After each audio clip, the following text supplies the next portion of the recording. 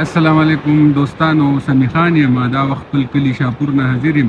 دا مخامخ تاسو ته د پول سټرکچر ښکاري په دې خان خوړ باندې، او د دې ډېر لوی وخت شو چې دا صرف د ستنې منې او د ډبې شي دي او نور دا کار ولاړ دی.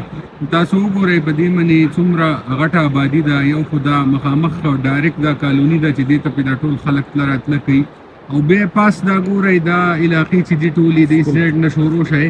دا ځای وګورئ، دې ټولو ته چې دی نو په دې پل باندې لار ده، هغه برغر سره پورې چې دی نو په دې باندې لار دی.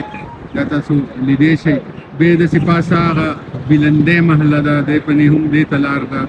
لاندې دې ځای کې چې دی نو د جنکو های سکول دی، دا ټیم ښکاري، دا وینئ تاسو. دې ته هم په دې لار ده، هغو ته هم ډېر تکلیف دی. داسې هغه بابو محله ښکاري، تپی، دا ټوله علاقه چې ده نو دا په دې پل باندې کنیکټ ده، او تقریبا 3-4 میاشتې وشوې چې اړو څه پته لګي نه د ټیکهدار او نه د کار. نو برای مهرباني زما اعلی حکامو ته درخواست دی چې د دې پل د زر تر زره غم وکړی شي او دا مقامي خلک چې دی نو دا د ستونزو نه بچ کړی شي. د کتونکو ډېره مننه، او لازمي دا پروګرام مخې ته شیر کړئ چې دا نورو خلکو ته هم ورسي او اعلی حکامو ته ورسي.